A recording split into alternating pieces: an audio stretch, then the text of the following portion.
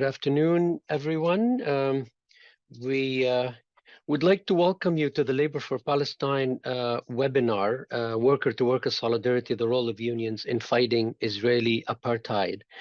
We're very thrilled and excited to have you all join us today. As I look at the number of participants rise, we know that a lot more people actually registered to be with us today than those that are there right now. So as I do my introduction, we know that increasing number of people will be joining us, and I'm happy to welcome you all to this webinar. We do know that the people who are joining us today, labor activists and allies, come to us, of course, and join us from across Turtle Island, from across Canada and beyond as well. So welcome one more time. My name is Hassan Husseini. I'm an organizer and a member of the coordinating committee of Labor for Palestine Canada. My day job is a labor negotiator for the Public Service Alliance of Canada, and I am a member of Unifor Local 2025, one of the organizations endorsing this webinar. I want to begin by acknowledging that as an organization, we conduct our organizing work across Canada, a country that is also a settler colonial state that was built on the genocide of the indigenous people of Turtle Island, which is continuing to this day in multiple forms and ways. As a non-white settler on Turtle Island, I reside in Ottawa, which is the unceded and unsurrendered ancestral territory of the Algonquin Anishinaabe people. As we conduct our solidarity work with the Palestinian people and workers, we also acknowledge that contrary to charity, solidarity is a two-way street. And as such, we are all part of a common struggle against our capitalist, imperialist, colonial oppressors across borders. Of course, I would like to thank all the speakers who are joining us from different parts of the world, irrespective of the borders. You'll be hearing from them, of course, shortly, but I also want to start by acknowledging and thanking our endorsing organizations, those who amplified the voice of this webinar and help us to organize it. Starting with Mayworks Festival Toronto, and I'd like to give them a shout out because they are currently in Toronto watching and hearing this webinar as a group, after which they are going to have a resistance arts work, as of course fits the organization Mayworks Festival. World Beyond War is another one of our endorsing organizations. Unifor Local 2025, which as mentioned earlier, the union I belong to. Palestinian Youth Movement, PYM, Canada, as well as Independent Jewish Voices, Canada. These are not just an organizations we put together to actually organize this webinar, but rather these are longstanding allies that we work with in our common struggle to expose Israeli apartheid and settler colonialism, and of course to be in solidarity, full solidarity with the Palestinian people's decolonization and liberation struggle. This webinar, of course, is very timely in so many different ways. Of course, we know that the onslaught, the genocide against the people of Gaza, the Palestinian people of Gaza, is continuing, and it is the slaughter of Palestinian men, women, and children has not stopped, and we are, of course, close to 100 days. Since the slaughter and the genocide began.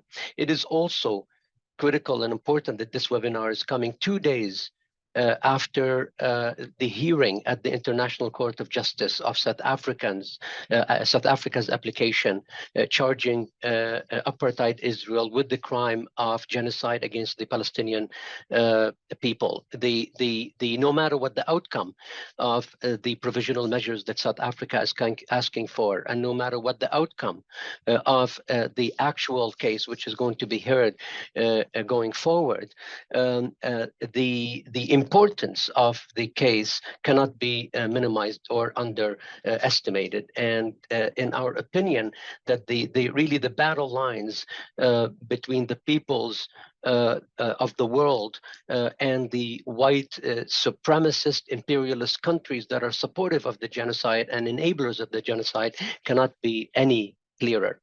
It is also worth noting, as we are close to the 100 days of the start of the onslaught against the people of Gaza, that we ought to remember that the genocide against the Palestinian people really did not start on October 7th, on October 8th, but rather it dates back to 1947, 1948, and even earlier, to the turn of the last century, with the beginning of the colonization, the Zionist colonization of Palestine. That is important, and I'm sure some of the speakers may address this part of in their presentations. Once again, thank you for joining us today. And of course, thanks to our panelists who will be speaking to you very shortly. Each speaker will have between 7 to 10 minutes to make their remarks, followed by a question and answer period. You will see at the bottom of your screen, there's a Q&A section that you can put your questions there. We have folks who are looking at the questions and conveying them to me so that I can convey them. And of course, the speakers will be able to see them themselves. And if they're addressed, if you'd like a question to be addressed to a specific speaker, please make that clear in the in your written comments. So without further ado, let me introduce to you our speakers for today, and we're very excited to have them with us. I'll introduce them all at once, and then we will have them speak, and then we will go from one speaker to the next, starting with Abdulrahman Abu Nahal. He's a Palestinian community organizer, trade unionist, and researcher. He is the holder of a Master's in Development Studies from the Institute of Development Studies at University of Sussex.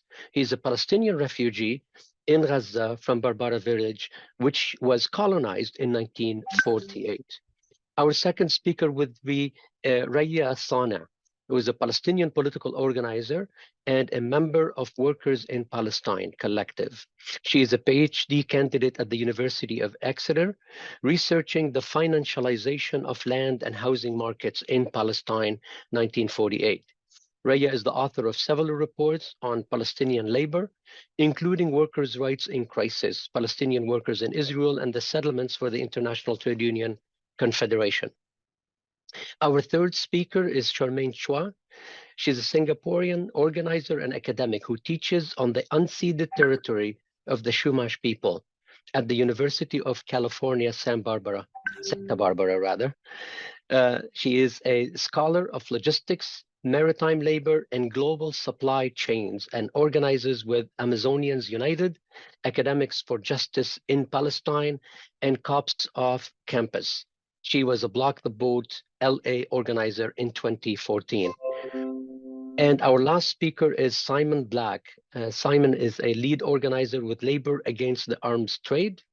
And Simon teaches in the Department of Labor Studies at Brock University. And of course, Labor Against the Arms Trade is one of those allied organizations that we work closely with and that have actually endorsed our webinar as well. So thank you once again to all the speakers who have agreed to be with us today. Thank you to those who are present and are going to be with us for the next hour and a half. Again, I will turn it over right now to our first speaker, Abdulrahman. Please, the floor is yours. Thank you so much. Thank you so much, and thank you everyone attending now. Salam alaikum. Our peaceful greeting, luckily and unluckily also. Luckily that I am not in Gaza, so I have electricity, so I can speak to you now. But unluckily that I am not with my family, suffering, but they are suffering, joining my community in their response to the Israeli genocide that have been going on since the last episode of Israeli genocide against us that has been going in since October 7th. And of course, with the direct involvement of US, Canada, Australia, Europe, UK, all settler colonial states all over the world. And just starting from what Hassan was talking about, the hearing at the International Court of Justice, is that now the whole speculation, is it a genocide or not a genocide? And we know, everyone knows, and it's not the center of my talk is how it was made difficult to prove the intent to genocide. But the international governance system and the international law intentionally forgets that the existence of a settler colonial state is a genocide and is an intent to genocide, is a genocidal action. So the genocide against the Palestinian people started with the first Israeli Zionist Jewish colony established in Palestine by the end of the 19th century, and of course it culminated during the Nakba in 1947 and later on. And of course, it takes different forms. It takes a form of intensive genocide that happened during the Nakba 1947, 1948, or the 1967, or the 1956 invasion of Gaza and Sinai, or lately now in Gaza, or incremental genocides have been going slowly, elimination of the Palestinian people and taking over our land. And this is how the story starts. It's for example, my family have been expelled from Barbara village, which is just 7 kilometers away from the fence of Gaza now. And all of my grandparents died as refugees in Gaza, just a few kilometers away from their home.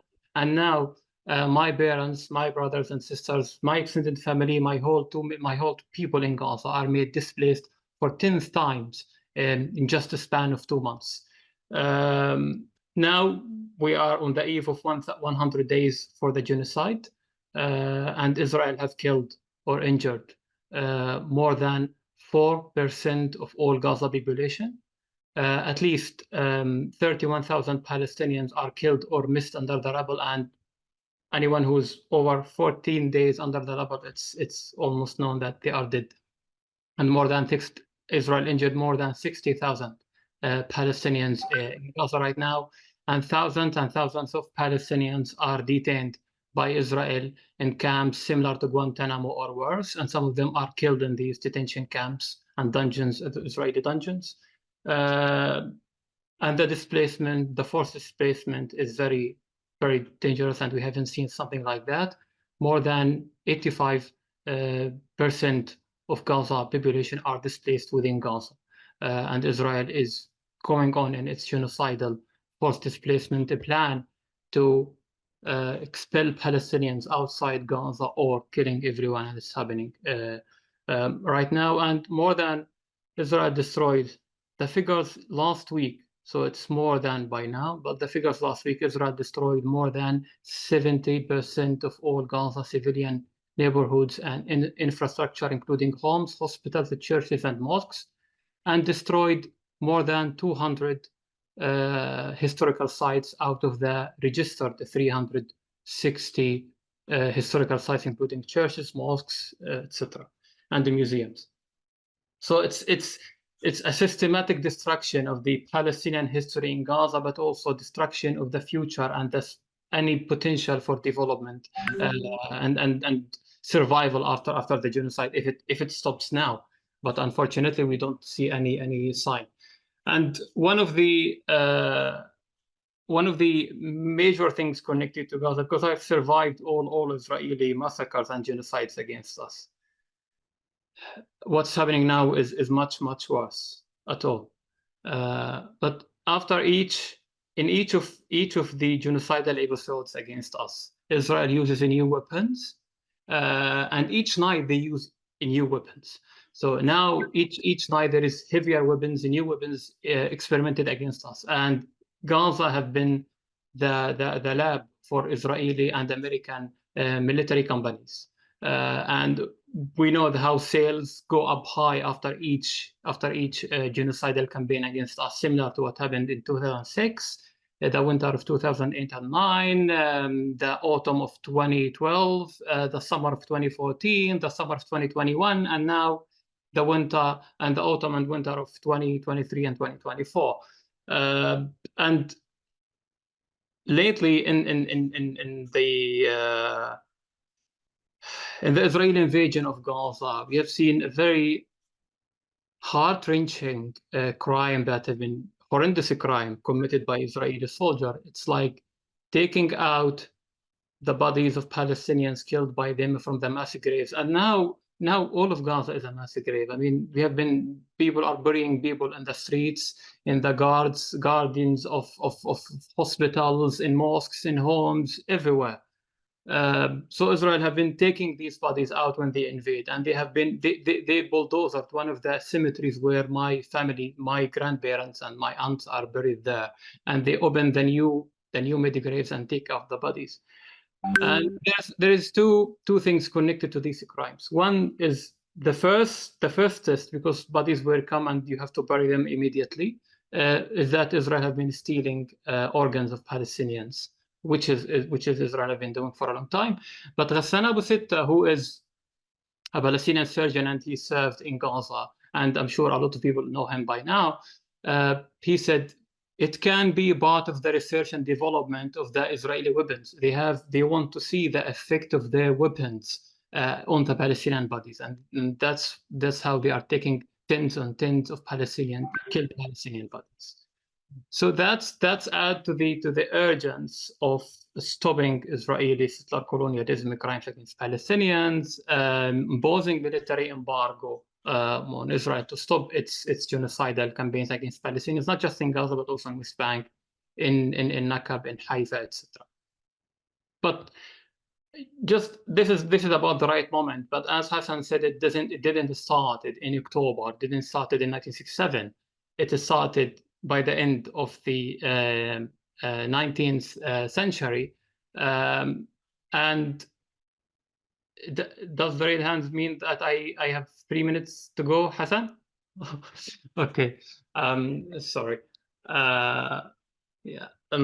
So Gaza have been part of the historic Palestine before the 1948 under the British occupation, and it has formed Gaza next to the Negev desert, formed half of Palestine area. But after the Israeli colonization of Palestine, 1948, it became just like a 360 kilometers, and it became very crowded place of Palestinians, more than 2.3 million, and more than 8 refugee camps in Gaza. So this centrality and this overcrowdedness of Palestinians in one place created a place for the political liberation movement to start in Gaza, but also the suffering, the de-development process that Israel started in 1967 created more de-development effects on Gaza.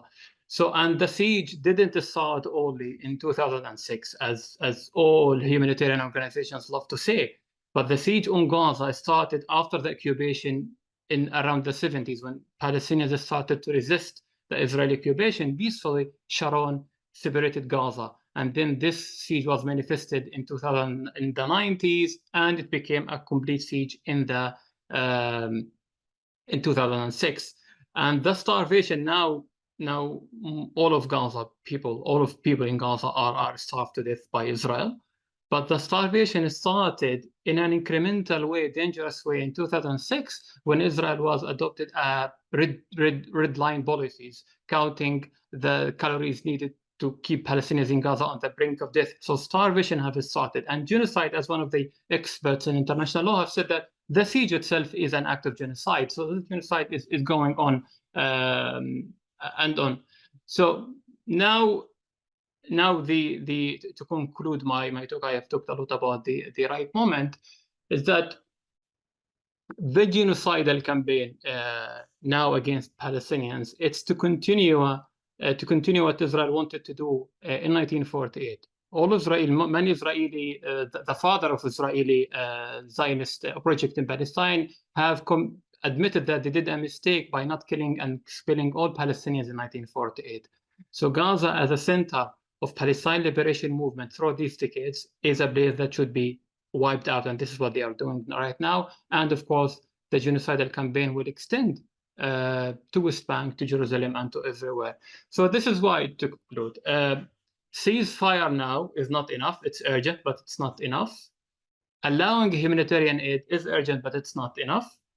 What is needed right now is a solidarity trade unionist led movement to stop arm Israel, to impose military embargo, to reinstate justice and the freedom for all Palestinian people in Palestine and diaspora. And this is also vital for the justice everywhere, because we know the links between Israel and all states and settler colonial states, and the violence have been traded between each other. Thank you. Thank you very much, Abdulrahman, for your remarks. We will move on next to Raya. The floor is yours.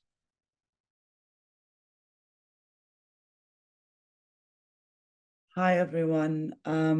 Thank you all for the invitation. Thank you for organizing and for attending this kind of important conversation. And I hope that you find it useful and that it frames and empowers and emboldens you to kind of empowers your action that you're involved in, or that inspires you to build as you leave this conversation. And thank you to Abdulrahman for setting for your remarks and kind of giving the framework for this conversation. And I want, in the brief time that I have, I want to do 3 things, and I hope to do them well. But if I don't, and if there's some elements that are missing, please do ask in the Q&A. I want to, building on Abdulrahman's remarks and kind of the opening conversation of how do we situate what is happening at the moment in Palestine in a longer historical trajectory, and how we understand it in a longer historical framework. I want to start with a general overview of the conditions of Palestinian workers, particularly in Gaza, prior to October 7, and and the conditions now. And when I say Palestinian workers, maybe just to be clear, that I am talking about the Palestinians in the West Bank and in Gaza, and East Jerusalem, the areas that we refer to as occupied Palestinian territory. But this does not include the totality of the Palestinian people that are also present in Palestine 48, 1.5 million Palestinians. Some of you might know them as Palestinian citizens of Israel. And of course, the mass majority of the Palestinian people that are outside of the bounds of historic Palestine, the Palestinian refugees. So just for the sake of clarity, there.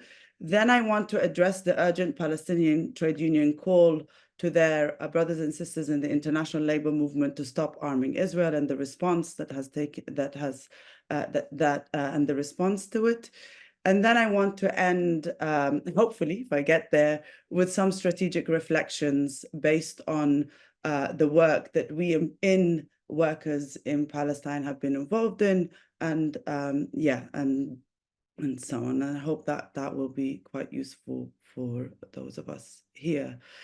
As should be clear to everyone who's following the situation in Gaza right now, Palestinian workers are doing heroic work, and they are also at the forefront of struggle against Israeli settler colonialism and bear the brunt of this brutal and ongoing genocide in Gaza at the moment, and the colonial project as a whole.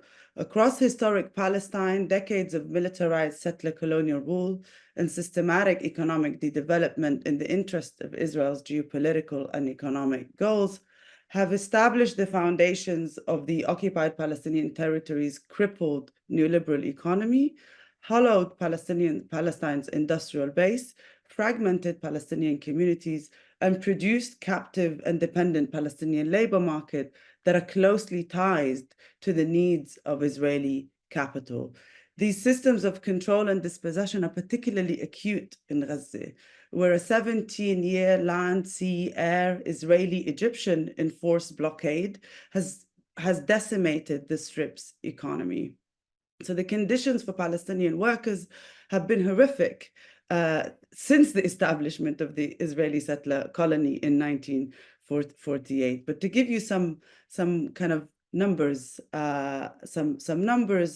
Unemployment rates in across the occupied Palestinian territory are some of the highest in the world. In 2013, around 24 to 30% of Palestinians were unemployed. I think it was just second to South Africa.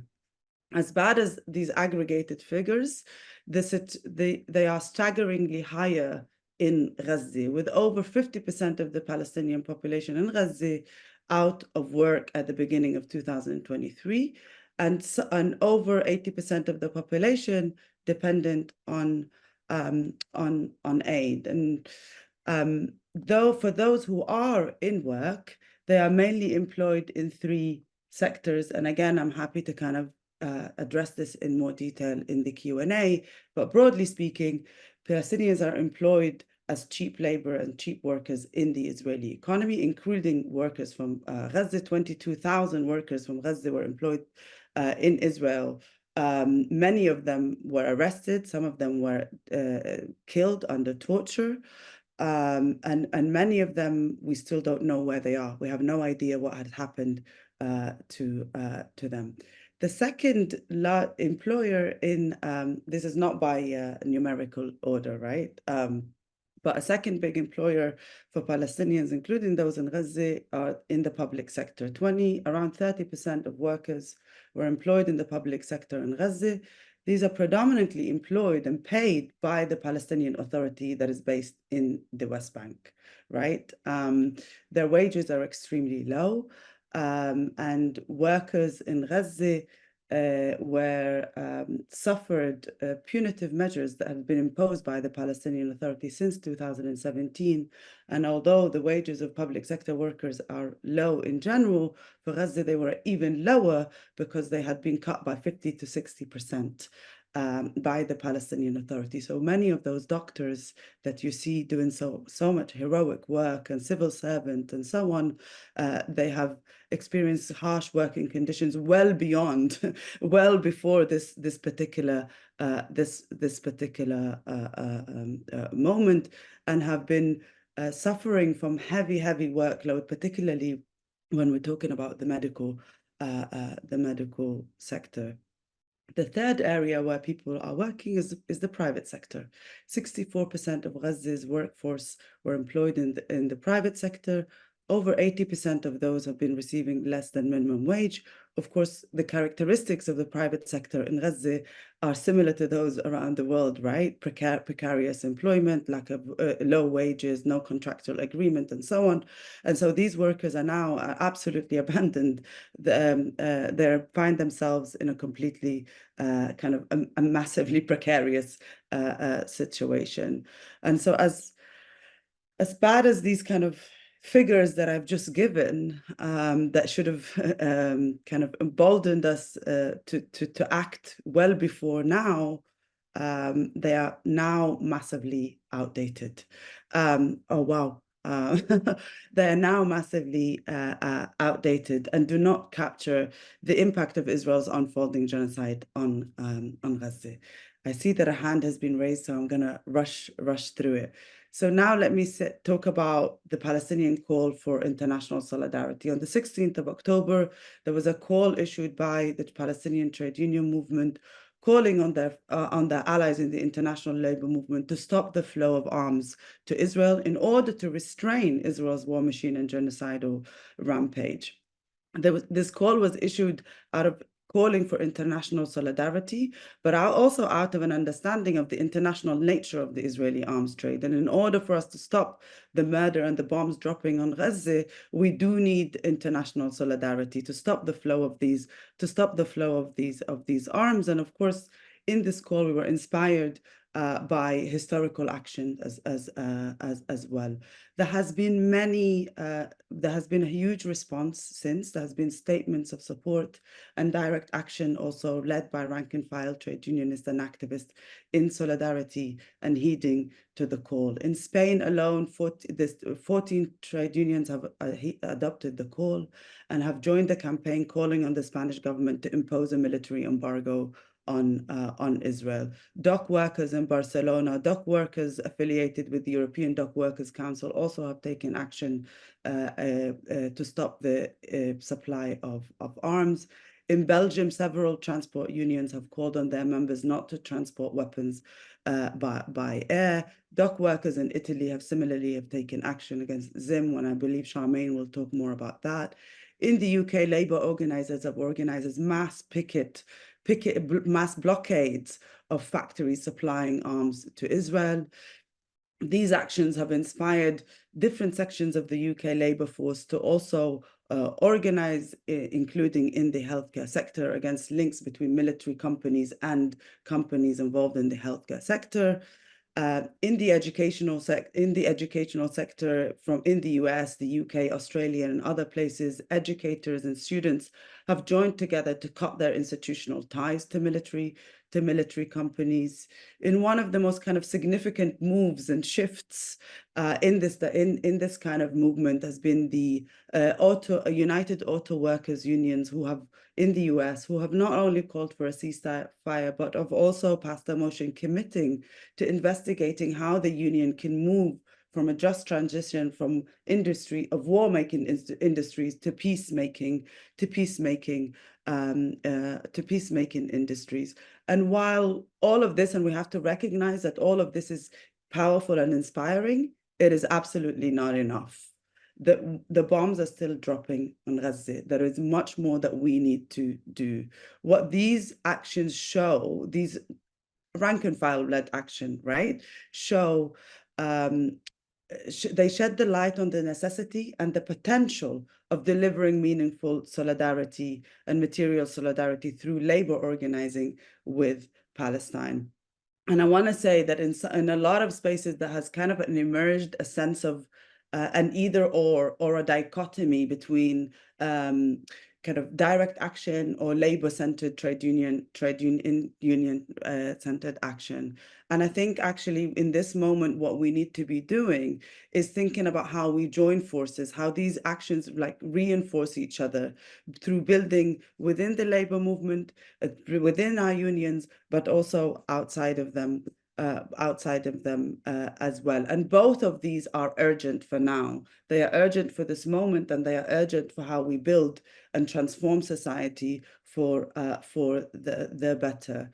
And I think, and the Palestinian trade unions in the initial call for a military embargo ended it with, and I quote, and I think we have to kind of this is the kind of the embryo and the meaning of trade union solidarity, right? And the true meaning of solidarity, that it's not just a one-sided act, as was noted at the beginning of this meeting, but actually actions of solidarity also transform us and transform the people that are involved in them, and they transform everybody and for the better, and enable us to build a world that is more just. And they say, and I quote, "We make this call in the belief that the struggle for Palestinian justice and liberation is not only regionally and globally determined struggle, but it's also a lever for the liberation of all those who are dispossessed and exploited people around the world." And I think thinking about the military embargo in that way really kind of amplifies this notion of how, when we work and we struggle and we organize for the liberation of Palestine, we're not only doing it for the Palestinian people that are over there, but it's actually also a process of transformation, of a global transformation towards a more just society for all of us. And I hope that everybody here heeds this call, despite the challenging nature of kind of organizing in this way, right? But this conversation is urgent, and organizing in this way is urgent. It's urgent to save Palestinian lives in Gaza. It is urgent but not only for that, it's urgent for all of those who suffer the ramification of a global economy that is based on militarism and war. And that's me. Thank you. I know I took way long. No, thank you very much, Raya, for your remarks, and you've really set the stage really well for the remarks of Simon and Charmaine before. However, before I get to them, because you also set the stage really well for some of the work that we in Labor for Palestine are doing, and we need to continue to do. We do recognize, and again, building on your comments and Abdurrahman's comments, is that really we are calling, of course, for a ceasefire. We're calling for the end of the slaughter that our people in Gaza are facing. But we know that the road to full liberation of the Palestinian people is going to continue past that. So we recognize that, and we recognize that in that struggle, we as labor activists in the belly of the beast, so to speak, in the West, we have a great role to play to support the Palestinian people's the decolonization struggle. And so in that regard, I wanted to just give very brief overview of what Labor for Palestine is. And some of you may know already, but some of you may not if you're joining us for the first time. And of course, we hope that after this webinar, you can engage with us and become an activist with Labor for Palestine going forward. So we are a network of labor activists across Canada, Turtle Island, who stand, of course, in solidarity with the struggle of the Palestinian people and workers. We as labor activists, we of course recognize the important role that unions can play in support of justice for the Palestinian people, as we did in the case of the struggle for justice in South Africa. And we have activists who may be on this call right now who were active during that period of time. And it's rather critical for us to understand that we played an important role during that particular struggle, and we can play that role again in the struggle going forward to support the Palestinian people's liberation. Our goals as labor activists and Labor for Palestine, of course, is to raise awareness within our movement on the plight of the Palestinian people, to actively support labor unions and workers in Palestine. And we've done that over the past few years, to educate our members about the history of the Palestinian liberation struggle. And of course, the remarks we've heard today do provide that level of education in relation to when the struggle of the Palestinian people begin, and when did the genocide and the Nakba that is continuing begin, to expose the role of the Canadian state and its complicity with Israel's violation of international law. This is very critical for us. And if people are watching and hearing what the ruling class in Canada are saying today in relation to the South African case before the International Court of Justice, you will know that not only is Canada and the Canadian government and the Canadian state is disagreeing and taking a position contrary to international law, and in their contrarian position to the South African application before the International Criminal Court, but also what they are doing is that they're continuing to support and enable Israel politically, diplomatically, and of course, as others are going to explain in a little bit, in arming Israel and having a very robust, unfortunately, arms trade with Israel. And finally, to build solidarity, of course, within our movement for Palestinian human and labor rights. We need to move from resolutions that support BDS, for instance, and support the Palestinian people's right to liberation, as a lot of national unions, labor councils, federations of labor are increasingly doing. But we need to move from those important resolutions to actually operationalize them, to put them in practice. In that regard, our statement of unity is very clear as Labor for Palestine. We consider Israel to be not only a settler colonial state, but an apartheid state. We are part of a growing movement of international solidarity, and we support the BDS, the Boycott, Divestment, and Sanctions campaign, that aims to put pressure on Israel to abide by international law. And the goals of the BDS is to end the blockade against the people of Gaza, to end the occupation of all Arab lands, to dismantle the wall and to free all Palestinian and Arab political prisoners, to recognize the fundamental rights of the Arab Palestinian citizens of Israel to full equality, and finally, to respect, to protect, and promote the right of Palestinian refugees to return to their homes and lands as per United Nations Resolution 149 of 1949. And of course, we believe that we are at a critical moment right now to apply that pressure on the state of Israel, but also on all those who are complicit and enablers of the state of Israel to continue to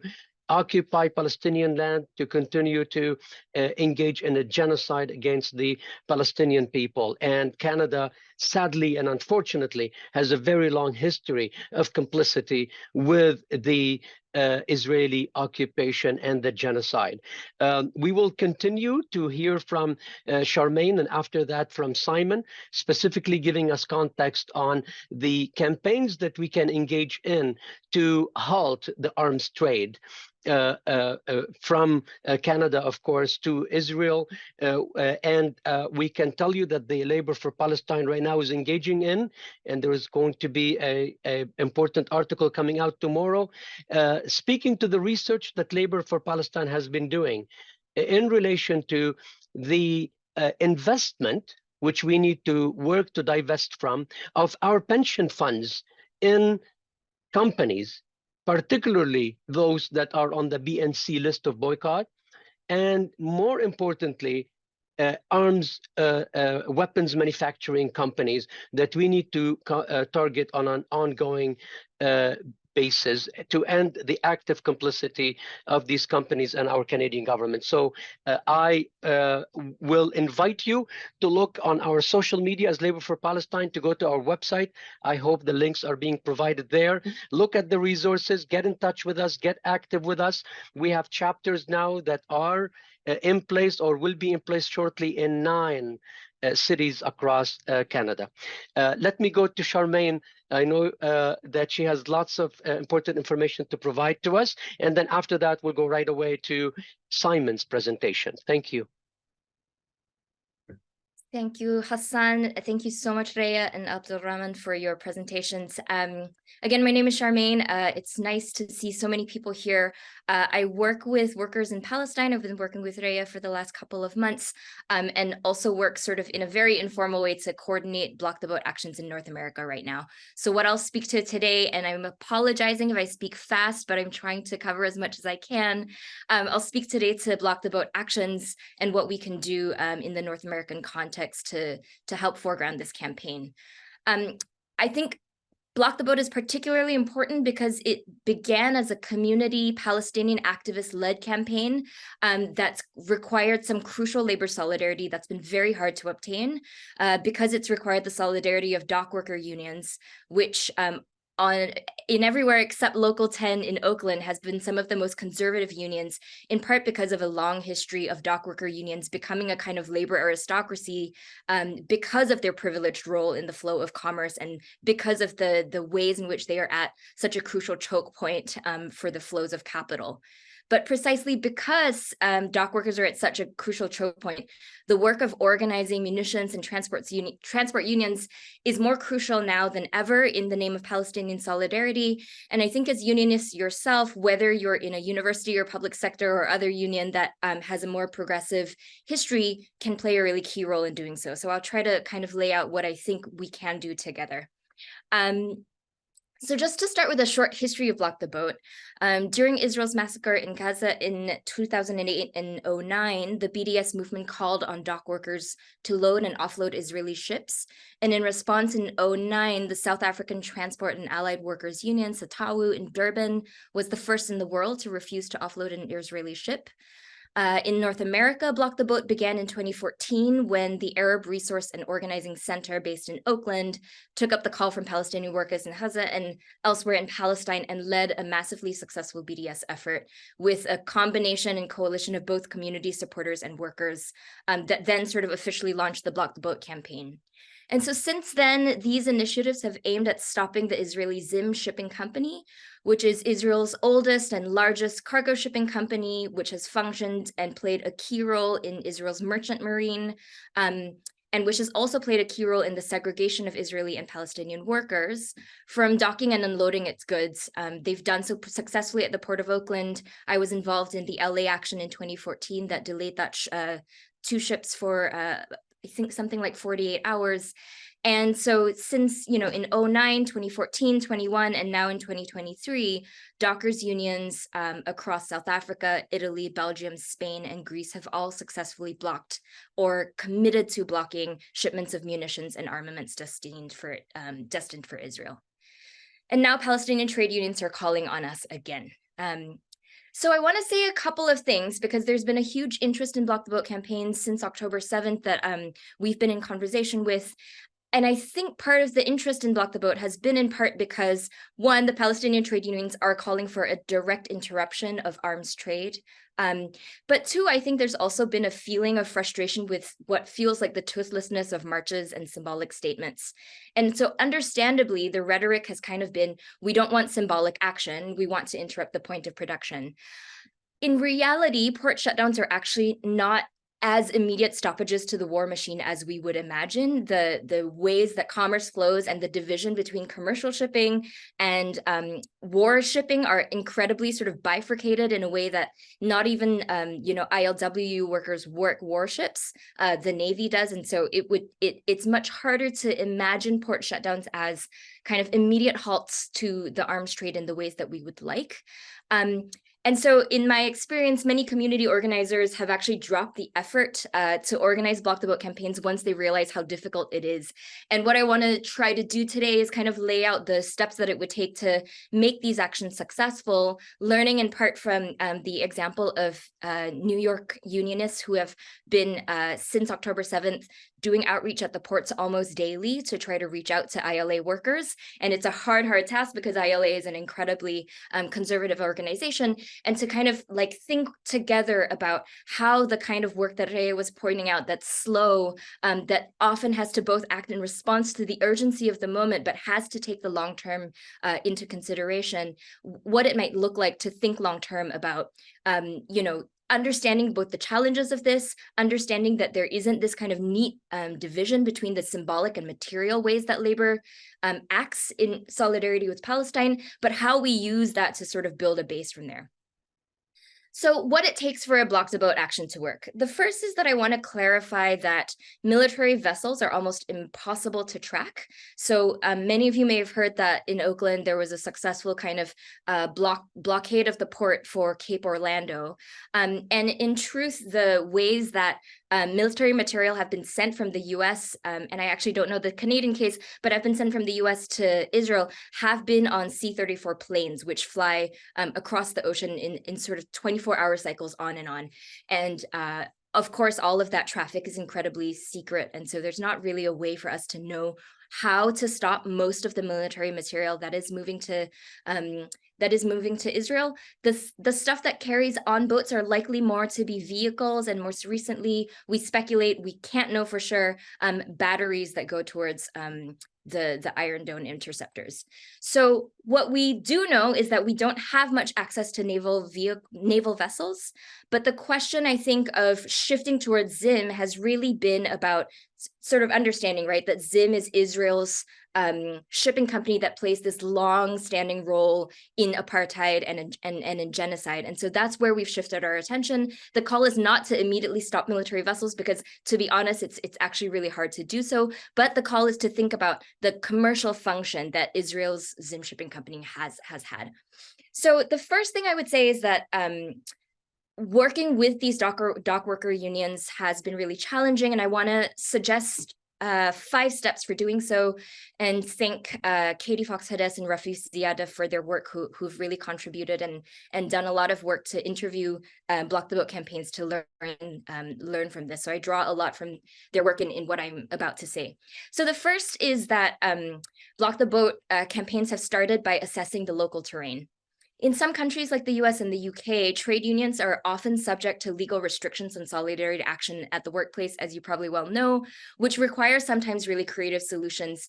In the ILW case, it's been about invoking health and safety concerns in response to community picket lines. So community pickets have started, and a sympathetic worker will call on their safety arbitrator in order to ask for work to be suspended for that day. So in order to get somebody to be willing to do something like that, takes some work, right? It isn't as simple as sort of walking into the port and expecting things to just kind of stop for the day. It's also very difficult to get ILWU and ILA and the internationals to declare a commitment from the top to honor a community picket line at a sort of international level wholesale, in part because the trade associations, which are the consortium of shippers that negotiates with these unions, have often filed lawsuits upon interruption. And so the financial liability of a strategy like that has been difficult. In other countries, trade unions are legally allowed to carry out solidarity actions, but may face other challenges such as notice periods for taking action. And so many trade unions simply do not have and also unions don't always have a tradition of taking solidarity action. So part of the work has been slow political education to help people understand what it is and what it means to do labor solidarity with Palestine. So that's one, assessing the local terrain and trying to understand how things work in where you are. The second, and relatedly, is about understanding the contract and the labor process. So when ILW has done a coast-wide walkout, it's been an important show of solidarity, but those actions are often actually already built into the contract. The ILW has a once-a-month stop work meeting, which they often use for monthly union meetings, and they sort of often have shifted that. So when they, for example, did a port shutdown in solidarity with Black Lives Matter in 2020, it was about sort of moving the stop work meeting to a kind of day-long shutdown. So there are clauses like that and movements within contracts that might allow you to use, for example, a sick out day and different kinds of provisions. And so part of it requires understanding what the contract allows them to do. ILA and ILW are also called to unload ships on a shift-by-shift basis. ILA often receives their calls by phone. ILW has a hiring hall, and they receive shifts most often at the hiring hall on the day of the job, often hours before. So there's really no way to know who is going to be unloading the particular ship that you might be targeting, or who is going to be working ZIM ships. The workers themselves don't know it. And so what it actually requires to build the kind of worker solidarity possible to make something like a port shutdown viable is actually to have as wide of a reach as possible across an entire local. And that's really hard, right? Because often what you're facing down is sort of organizing thousands of workers to potentially be on call, to be in solidarity with you if they are called to unload the ZIM ship. So all of these mean that the task ahead is incredibly difficult. And so the third thing we suggest is to find bridge builders. To do outreach, we've pulled on existing connections to dock workers and flyered for months at hiring halls. In 2014, when I was involved in LA, we drove down to the hiring hall before every shift change. So it was at 6 a.m. and 4 p.m.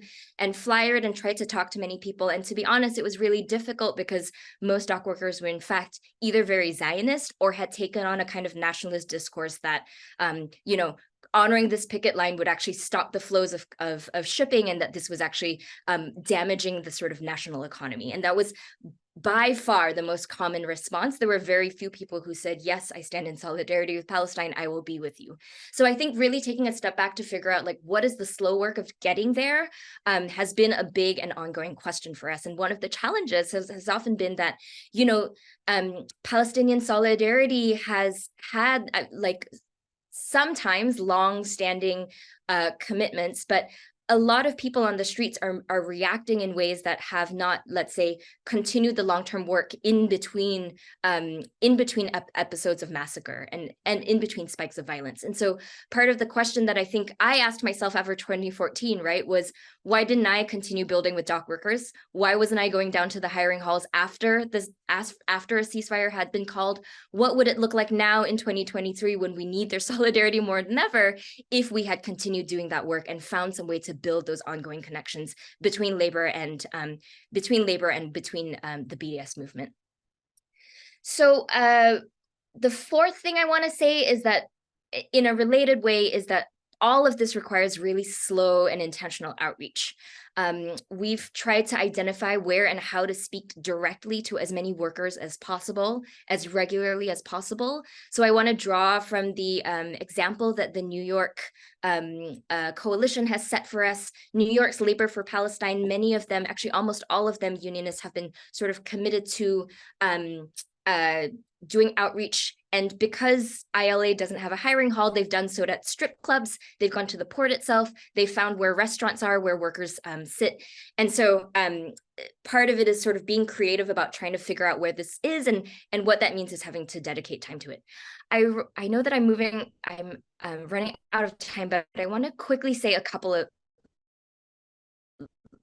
just a couple of closing things. The thing I want is that we have to remember calls on unions to honor these picket lines, but that we show in the reverse commitments to solidarity with unions themselves. And so I think a question that sort of arises is, if we want support from the dockers unions, what might it look like for us as Labor for Palestine, as unionists in general, to be doing this work in an ongoing way that also offers them solidarity when they need it? What might it look like for us to join their reform caucuses or do solidarity with reform caucuses that might be trying to mobilize and build bases from within the movement? And I finally just want to say, I think that there's a difference here between solidarity and internationalism, and sometimes the two are confused. Solidarity is sometimes not always permanent. It is about the sort of like episodic action. But my understanding of internationalism is that it's a long-term, slow, and purposeful effort that arises out of a third worldist moment that is precisely about digging where you stand, right? For Lenin, for example, it was about taking the international war and figuring out how to make it a civil war. How do you intensify the contradictions within your own domestic conditions? And so part of it is figuring out, how can we change the conditions here? What does it mean to be doing long-term domestic labor work here in order to ready ourselves for the next time, to build a stronger labor movement for Palestinian solidarity and anti-colonial liberation struggles in the future? So together with my comrades in Palestine, I say, let us put in the spade work, end the occupation, return the land. Palestine will be free. Thank you. Thank you very much for this, Charmaine. Very valuable information, like all our speakers. And now we'll go to Simon to give us a little bit of the Canadian context on the weapons manufacturing in Canada. Thank you, Simon. Thank you, Hassan. I'm just going to share my screen.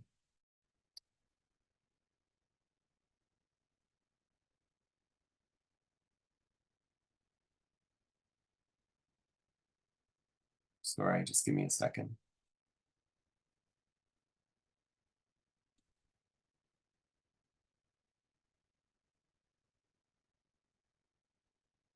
Okay. So I'm with Labor Against the Arms Trade, which is a coalition of peace and labor activists working to bring an end to Canada's participation in the international arms trade, and also to win a just transition for arms industry workers. We've been participating with allies like Labor for Palestine and World Beyond War Canada and others in the Canada Stop Arming Israel campaign for a number of years now. And I want to thank Hassan and everybody at Labor for Palestine for bringing us together today.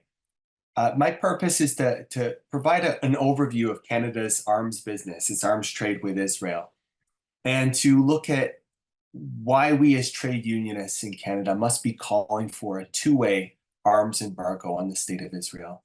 And then thirdly, echoing some of what Rhea and Charmaine have discussed, to talk about what we can do as trade unionists here to take action. Canada has exported military goods to Israel at least since 1978, when official records began. But Canada has continued to arm Israel at historically significant levels, despite the Israeli government's clear disregard for the protection of civilians, despite Israeli war crimes, despite Israeli crimes against humanity. In 2021, as you can see from this chart, Canada exported $26 million worth of military goods to Israel, the largest value on record since 1987. in 2022. So last year, Canada exported just over $21 million of military goods to Israel, and that included over 3 million in the category of bombs, torpedoes, missiles, and other explosives. Now, these numbers actually underestimate the actual value of arms exports to Israel, and partly that's because Canadian arms exports to the US, including components for things like bombs or the F-35 fighter jet, the F-35 warplane, which has been the Israeli Air Force has been using to drop bombs on the people of Gaza. These are not tracked by the Canadian government. They're tracked, but they're not publicly available, the records. So there's a serious lack of transparency in terms of Canadian arms exports to the US in particular. And so Canadian arms exports to the US may end up being sold on to the state of Israel. World Beyond War Canada, one of our allies, has put together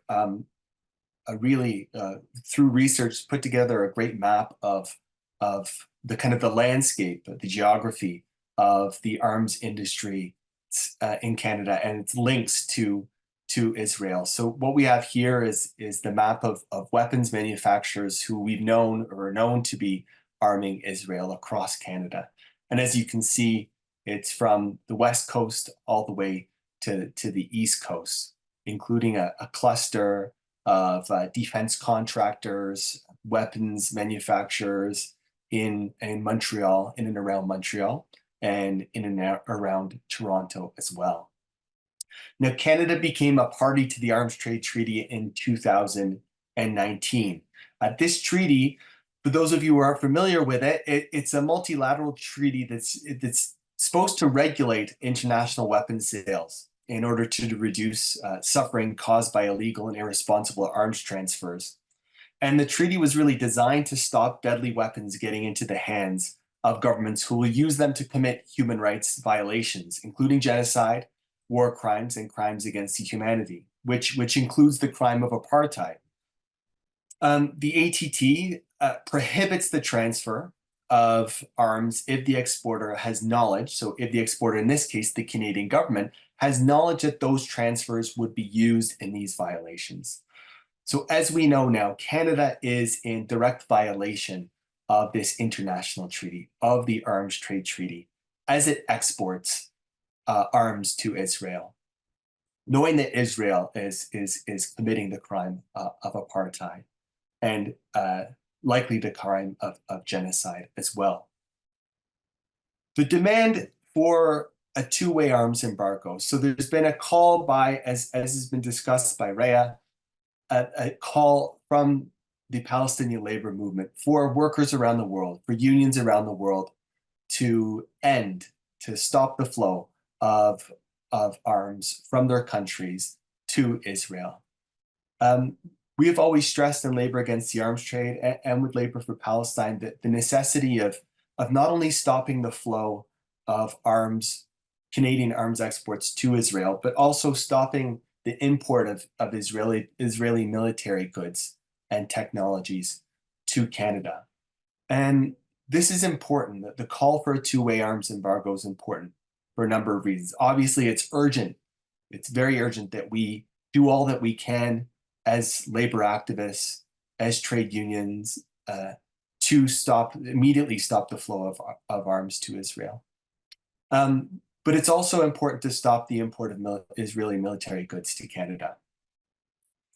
One, as Abdul Rahman had mentioned in his remarks, the Israeli weapons that are used as kind of battle tested on Palestinians, both in Gaza and in the West Bank. A great book on this, if you're interested, is one by Anthony Lowenstein called The Palestine Laboratory.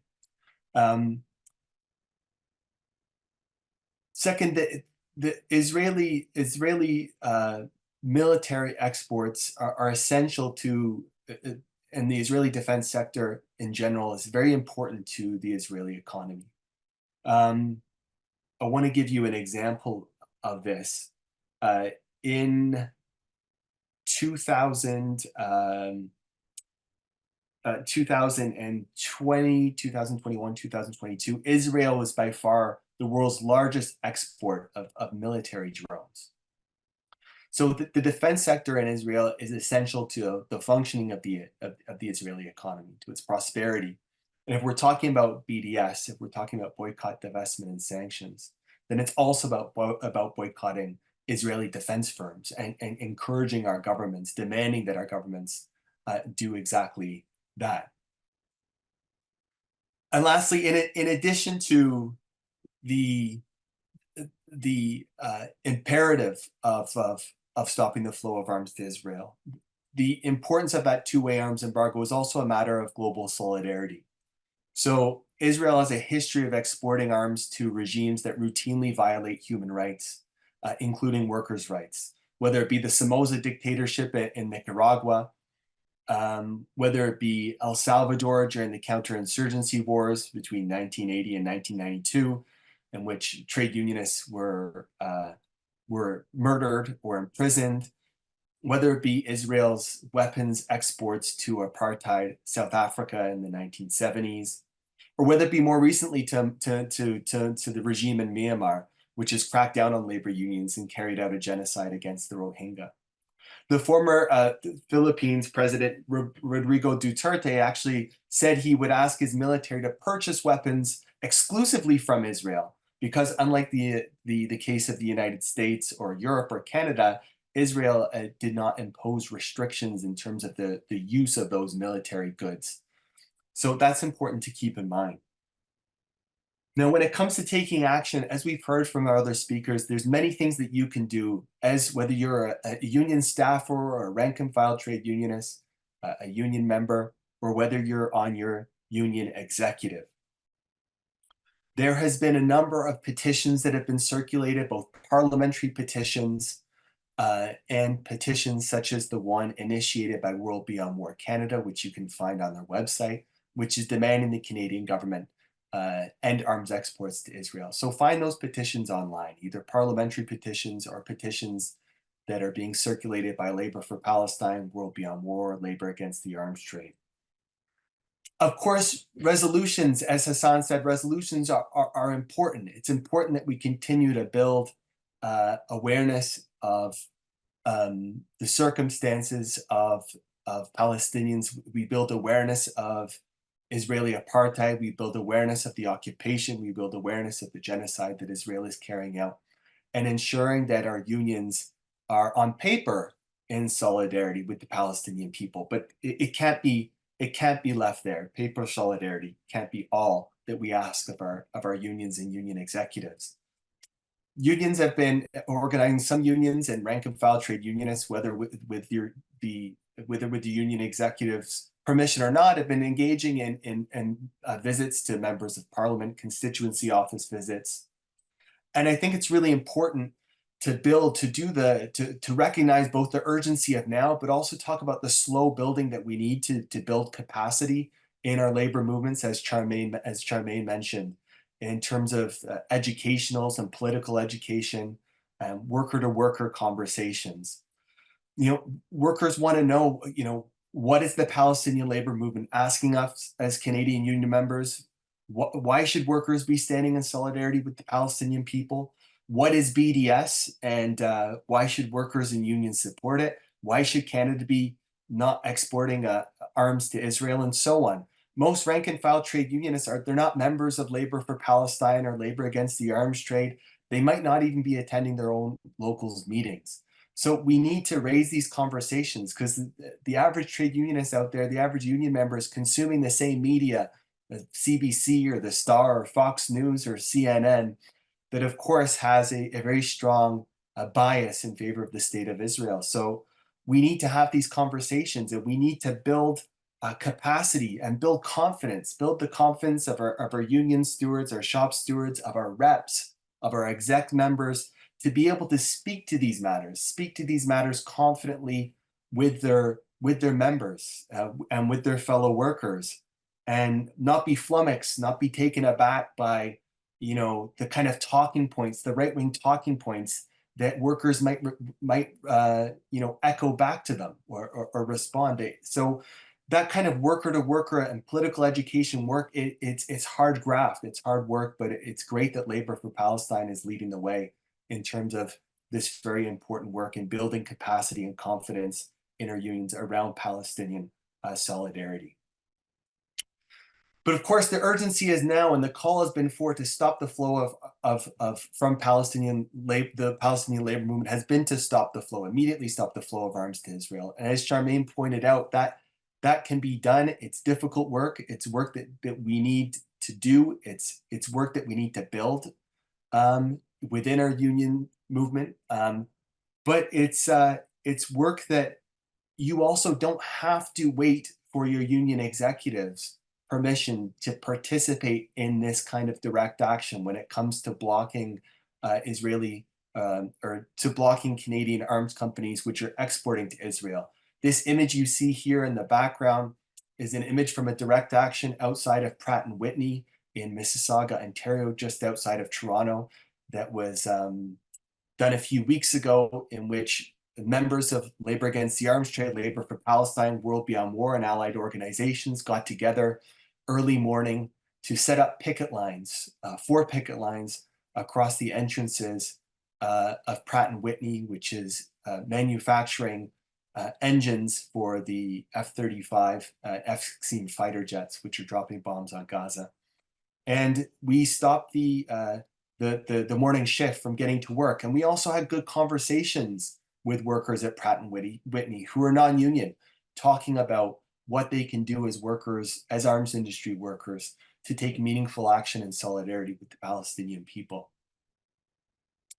So we can turn all these resolutions that our labor movements, that our labor unions have passed, we can turn them from solidarity on paper into solidarity in action.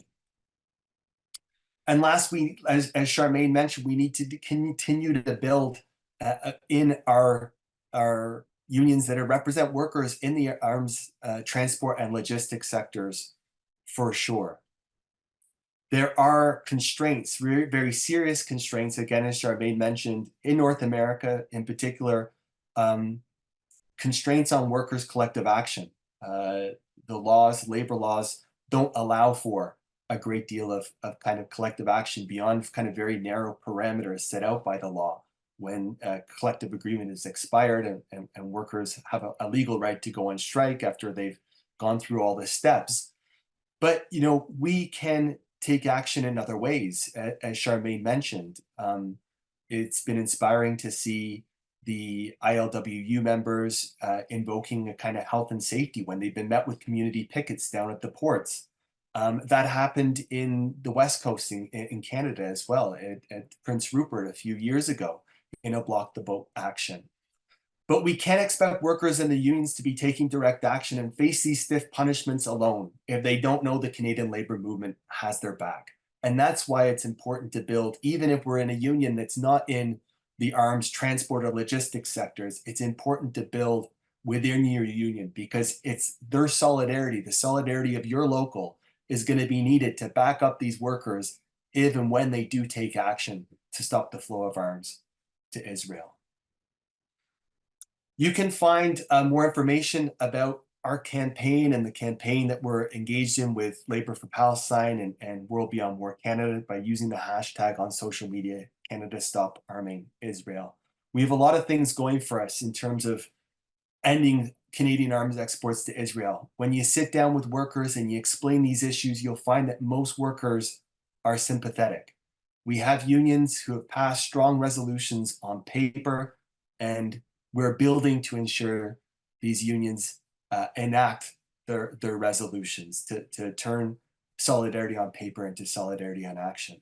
And lastly, when you talk to arms industry workers and you meet them at the factory gate, as we have done in our campaign to stop arming Saudi Arabia, when you meet arms industry workers at the factory gate at shift change and you speak to them and you say, we'll give you 2 choices. You continue manufacturing weapons of war destined for the state of Israel.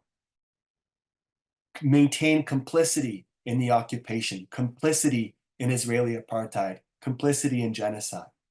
Or you can manufacture the technology, the green technologies we need to fight the climate crisis. technologies we need to build a better world, you will never find a worker who says, I actually prefer the first option. But workers don't have that choice. And that's part of what we have to do in our movement, to fight to ensure that they have that choice. Thank you. Thank you very much, Simon, Charmaine, Raya, and Abid for your great presentations. We do have some time, not a lot of time, for a question and answer period. Before we go there, I would like to remind people that in the chat, we've posted quite a bit of information, including the Labor for Palestine fact sheets on a number of issues related to Labor Against Apartheid campaign that we have, that include some really good and valuable information. Also, there may be a lot of questions that we cannot get to in the remaining time. Some of those questions, what I would categorize as being more organizational in nature, we're likely not going to get to those. However, please do reach out to us. Somebody can post the Labor for Palestine email address in the chat. Take it down, reach out to us, because we do have a great deal of resources, from legal to educational to campaign related, and the writing of resolutions that we can help you with. There's a myriad of issues and different ways we can support. Please reach out and let's work together to deepen and broaden the solidarity campaign with the Palestinian people in the Canadian labor movement. Let's go to the first question, which is broad in nature, and if we can address them quickly and move on to the next one. If we can take 5 or 6 questions, that would be wonderful. One of the questions is in relation to the workers' conditions, Palestinian workers' conditions in the West Bank, right? We've addressed mostly in Gaza, but they would like to get a little bit of information on the conditions of workers in the West Bank. Can either Abdulrahman or perhaps Raya shed a little bit of light on that?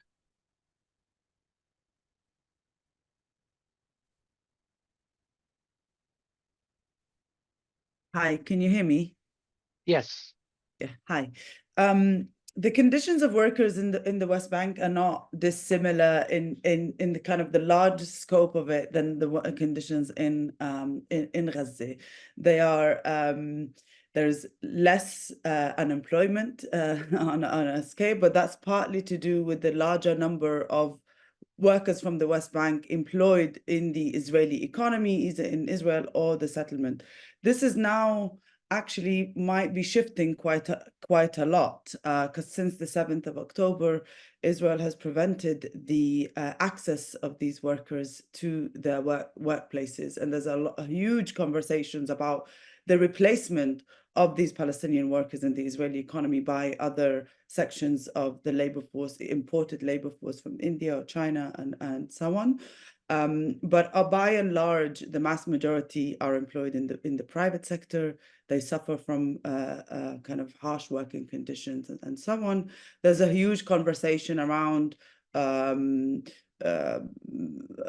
kind of trade and permit, because every Palestinian worker that is employed in the Israeli economy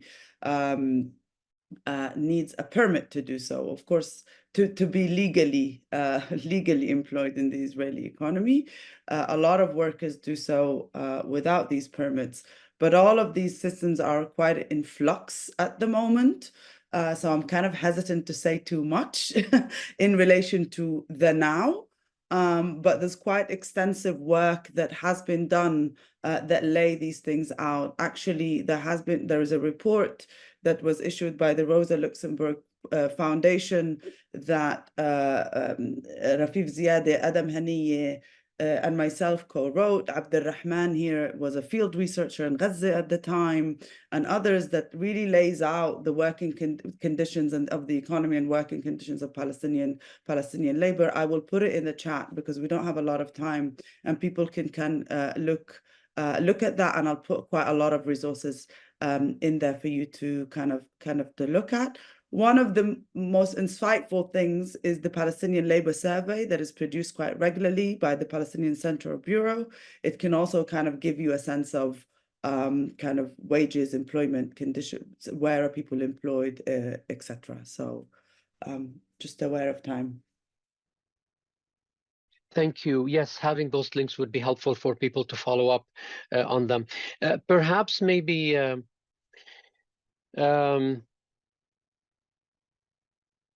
we go to another. There's quite a bit of questions actually that we got from healthcare workers who are involved or becoming more involved in solidarity work with Palestine. And there's a question from a nurse in Canada. In relation, again, for you, Raya, perhaps if you can address it quickly for us, is you raised the UK trade unions drawing a connection between military and healthcare-related companies.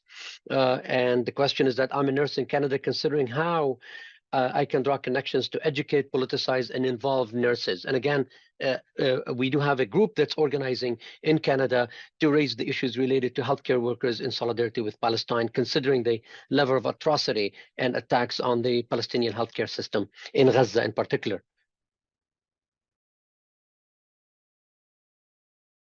Yes, well, maybe the first thing that I want to say is that the Palestinian healthcare unions in both Gaza and the West Bank have put forward an urgent call for solidarity on the 15th of December.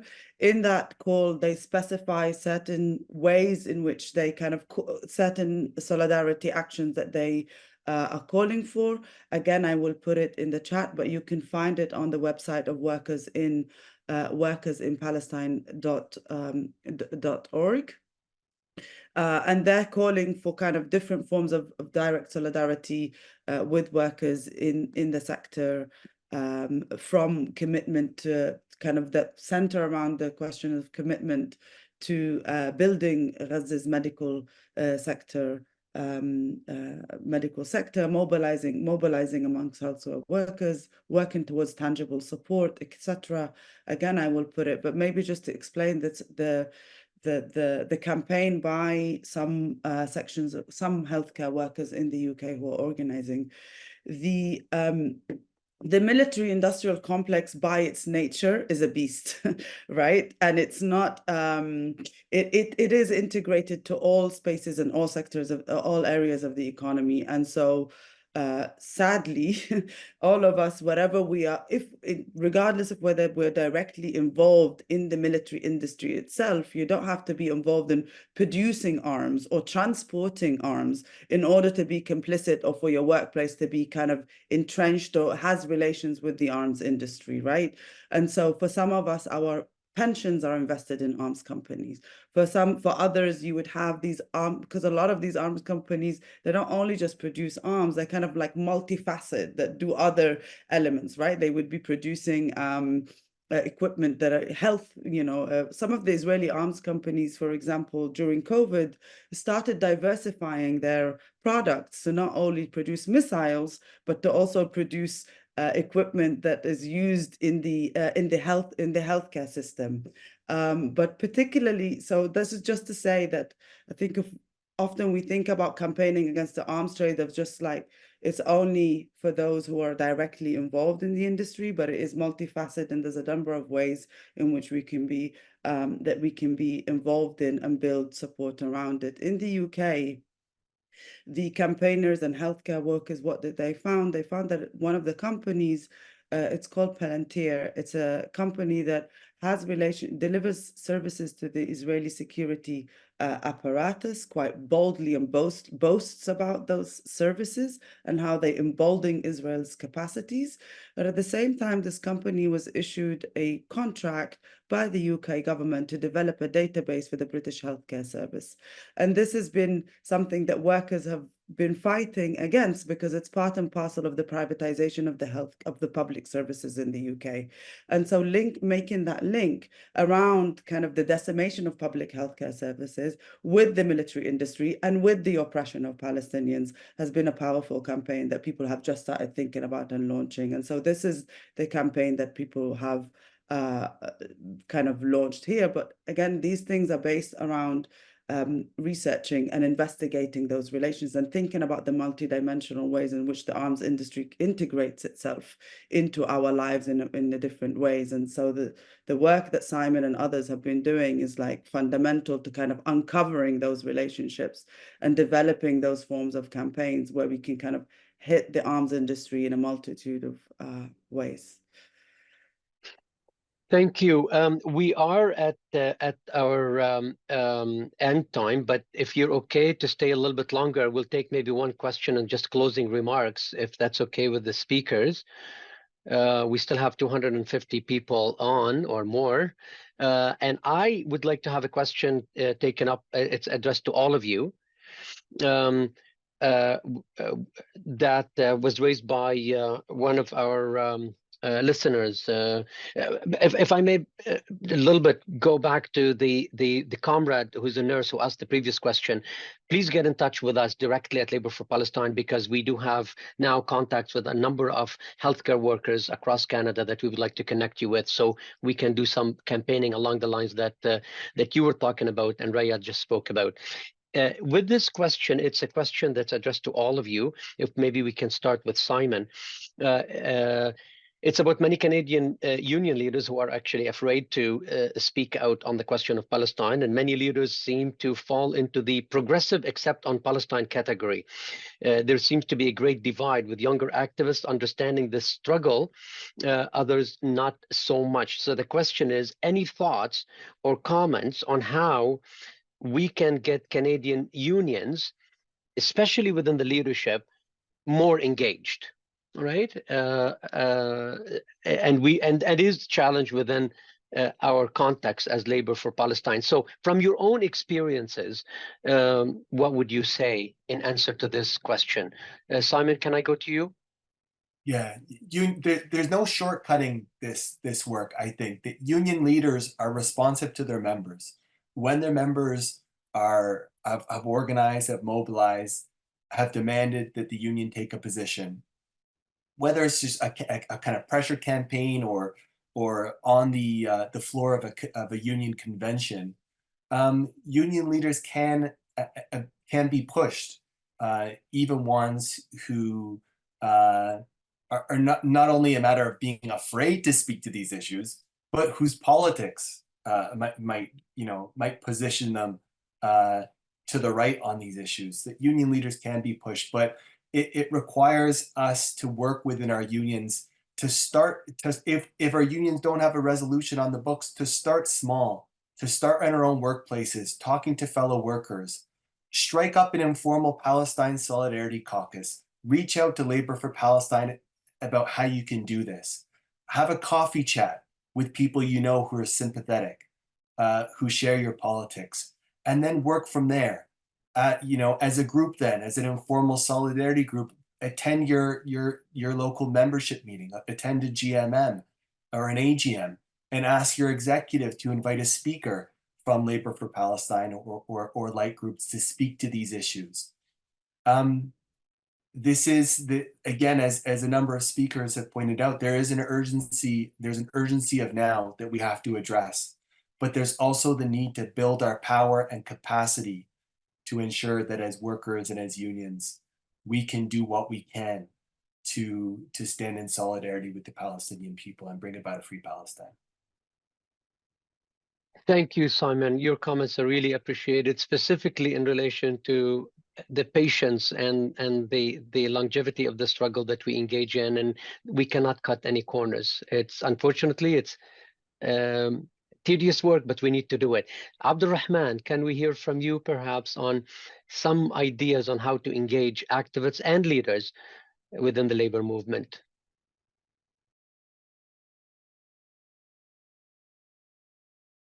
I think I have little to add on what is said, and what we said is that to be present on all the cases, on all the struggles of the labor movement. I think being engaged with even local struggles for the labor movement help us to recruit more unionists and workers into the solidarity with Palestinians and elsewhere, and also like to see the similarities of the workers' struggles in Palestine, in Canada, and elsewhere. Excellent point. And this is the true essence of solidarity. So thank you for that. I think that we need to all engage in all kinds of solidarity work. And what comes to mind is the solidarity with the indigenous people as well, who are struggling against a settler colonial state in the context of Canada and building those links. So thank you for that, Abdulrahman. Charmaine. I have nothing to add. I think everyone's covered it. Thank you, Charmaine. I'll go to Raya to have the last word on this, and then I'm going to ask you all to have brief closing remarks, if you wish. I just maybe just when you are building kind of conceptual, like try to relate and build an understanding of the conditions of your peers in Palestine. I think that's always a powerful kind of space to start from, right? And Thank you all for that. Any closing remarks? I mean, we do know the task is huge before us, but we are at a moment that is critical for the Palestinian people. Last words. Charmaine, please go ahead.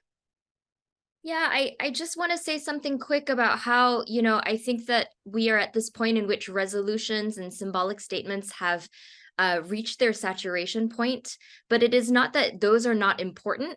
I think what's important is for us to ask, what is our theory of change? How do we use those as a place to then build bases from? What might it look like to, pass a resolution and then build from there with the people who have been working to pass that resolution to then build a base further. So all I want to say is, each of these things, we shouldn't be frustrated by the seeming futility of doing small things that don't seem to work, but each small thing can be folded into a theory of change that pushes us to think broadly and more widely about what else we can do. Thank you. Simon.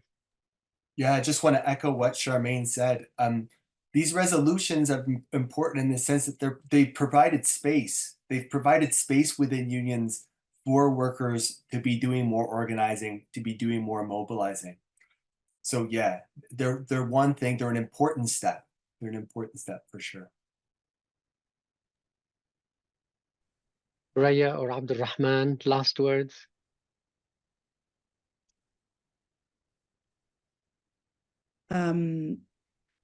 I want to stress the point that Charmaine and Simon just made, and I hope that people here leave with a commitment to emerging out of this horrific moment in kind of Palestinian history, but also international history, right?